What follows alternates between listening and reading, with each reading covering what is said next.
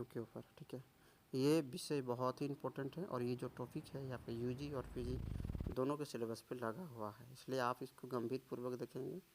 आपको आपके नोट्स के साथ साथ इसकी जो पृष्ठभूमि जो प्रवृत्तियाँ हैं काव्य की, हम लोग उसको भी जानने का प्रयास करेंगे। ठीक है, हम लोग शुरू करते हैं। आदिकाल को विभिन्न नामों से जाना जाता है। ये सच है, क्योंकि हम लोग जब आदिकाल को पढ़ते हैं तो आदिकाल की जो नामकरण है उसका जो प्रवृत्तियाँ हैं वो अलग हैं। आदिकाल को खासकर वीरता से प्रभावित होने के कारण वीरगाथा काल कहना अधिक जान पड़ता है, क्योंकि आचार्य रामचंद्र शुक्ल के अनुसार माना जाता है कि जो आदिकाल है वो वीरगाथा काल है, क्योंकि आदिकाल में जितनी सारी काव्य रचनाएं हुआ था उसका केंद्र बिंदु था रासो परंपरा। ठीक है, रासो परंपरा मतलब वीरगाथा काल से ही जुड़ा हुआ रहता है। इस समय धार्मिक, साहित्यिक, श्रृंगार तथा वीर रस आदि में अनेक प्रकार की प्रवृत्तियाँ देखी जाती हैं। खासकर आदिकाल में 5 प्रवृत्तियाँ को प्रमुख माना गया है, जो इस प्रकार है। आप लोग देख पा रहे होंगे जो 5 प्रमुख प्रवृत्तियों की बात हो रही है वो इस तरह से है: सिद्ध साहित्य, नाथ साहित्य, जैन साहित्य, लौकिक साहित्य और गद्य साहित्य। ये 5 साहित्य जो रचना हुए हैं, 5 साहित्य रचना को ही केंद्र बिंदु माना जाता है आदिकाल की काव्य प्रवृत्ति में। ठीक है, नो डाउट। हम लोग आगे चलते हैं। सिद्ध साहित्य में देखा है, हम लोग सिद्ध साहित्य को थोड़ा समझते हैं। लिखा है सिद्धों की संख्या 84 माना जाता है। बौद्ध धर्म से जो परंपरा चली आई उसी से सिद्धों ने प्रमुख अनुभूति को मुक्ति के लिए अपनाया है। इसमें वज्रयान और महायान के बारे में 2 भेद देखा जाता है। आदिकाल में सिद्धो साहित्य लिखा गया था, जिसमें सिद्धों की प्रमुख दार्शनिक भाषा का प्रयोग किया गया है।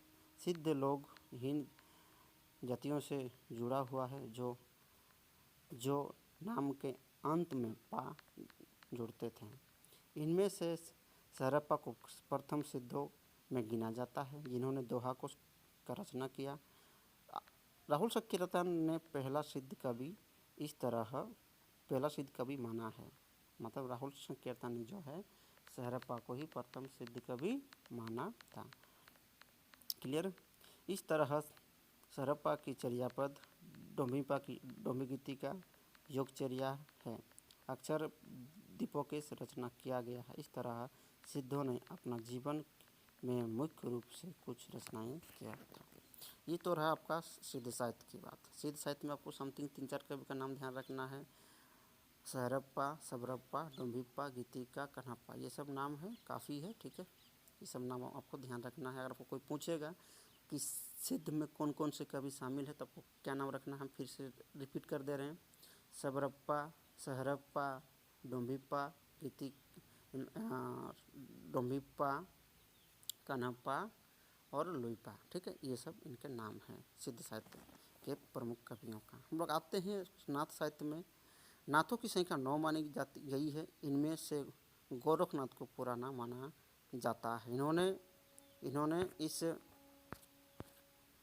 इस तरह रचना किया, उनमें प्रमुख मिली है जो इस प्रकार की है। हम अगर जब बात करते हैं गोरखनाथ, क्योंकि नाथ साहित्य में गोरखनाथ का स्थान प्रमुख माना जाता है, क्योंकि उन्हीं की वजह से आपका नाथ साहित्य का एक तरह से स्थापना मान सकते हैं। ठीक है, इसलिए उनकी जो रचना हम लोग थोड़ा उसमें ध्यान देंगे।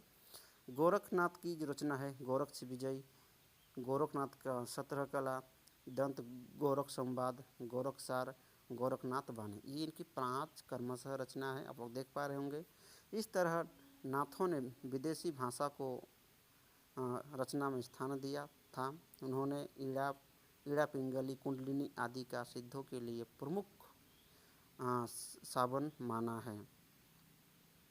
ठीक है, 9 नाथों का नाम नीचे दिया जा रहा है, देखिएगा: गाहीनाथ, जलंधरनाथ, चरपटनाथ, भृतनाथ, नागनाथ, गोपचंद्रनाथ, मत्स्येंद्रनाथ, गहनीनाथ और कर्मिनानाथ। ये 9 नाथों की संख्या है। आपको कुछ किताब में अलग भी देखने को मिलेंगे। ठीक है, उसके लिए आपको घबराना नहीं है। हम लोग चले जाते हैं सीधा आपका जैन साहित्य में।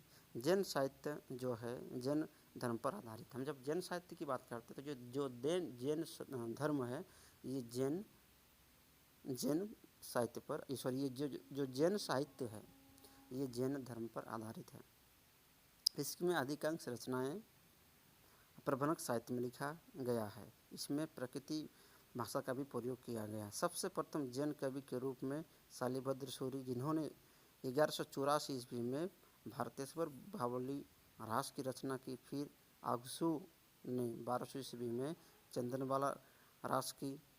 जैन धर्म सूरि ने 1209 में स्थूलिभद्र रास की। विजय सेन सूरि ने रेवतागिरी रास की रचना किया। जैन साहित्य में विलास और श्रृंगार भावना को स्थान नहीं दिया। उन्होंने मुक्ति के लिए ये मनोवृत्ति को छोड़कर जैन धर्म अपनाए थे। आदिकाल में स्वयंभू ने 4 रचनाएं किया था। उसमें से पमचर्यो लिखा जो रामकाव्य माना जाता है, इसलिए स्वयंभू को, वाल्मीकि पुष्यदंत को व्यास कहा जाता है। पुष्यदंत ने पौराणिक काव्य महापुराण की मुख्य से शांत रस के प्रधानता मिलता है। इसमें दोहा, कवित्व, सवैया, चौपाई आदि प्रमुख छंद का प्रयोग किया गया है। लौकिक साहित्य की हम जब बात करते हैं तो लौकिक साहित्य में आदिकाल में सिद्ध साहित्य, नाथ साहित्य के अलावा लौकिक साहित्य का भी पलायन या प्रमुखता रूप में राजस्थान, दिल्ली, मिथिला साहित्य प्राप्त हुआ था। इस तरह देखा जाए तो अब्दुल रहमान ने रचना संदेश राशक, अमीर खुसरो की पहेलियाँ, मुकरिया तथा विद्यापति की पदावली लौकिक कथा को ध्यान में रखते हुए पहचान मिलती है। अर्थात इस साहित्य में प्रयोग है। इस साहित्य के अंतर्गत भक्ति तथा श्रृंगार रस को अभिव्यक्ति हुई। ये था आपका लौकिक साहित्य की बात। हम लोग थोड़ा सा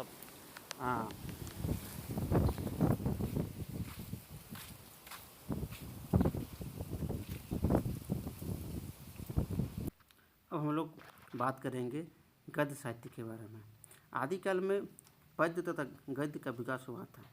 इस समय जीवन को यथार्थ को गद्य तथा पद्य के माध्यम से एक नई ऊर्जा प्राप्त होती थी। आदिकाल में व्याकरण की दृष्टि से शुद्धता विशेष ध्यान दिया नहीं जाता था। आदिकाल में 3 महत्वपूर्ण स्थान प्राप्त हुए, जिसमें रोड़ा की कृति माना जाता है। इस तरह प्रचलित गद्य की शुरुआत इस तरह आदिकाल में 3 गद्य रचना प्रमुख रूप से लिखा गया था। निष्कर्ष रूप से हम कह सकते हैं कि आदिकाल में प्रमुख प्रवृत्तियों को 5 भागों में बांटा गया है। इस तरह आदिकाल में हर क्षेत्र में जो प्रवृत्तियाँ देखी जाती उसे उपयुक्त काव्य प्रवृत्तियों के अंतर्गत रखा गया है। धन्यवाद। ये था आपका पूरा नोट्स के साथ साथ लेक्चर्स। आपको अगर पसंद आई, आपको अगर थोड़ा भी इनसे लाभ हुआ है और आगे की भी अगर आपको वीडियो चाहिए तो हमारे चैनल पर अगर पहली बार आए हो तो लाइक और सब्सक्राइब ज़रूर करिए, अगर आपका दिल करता है तो। धन्यवाद।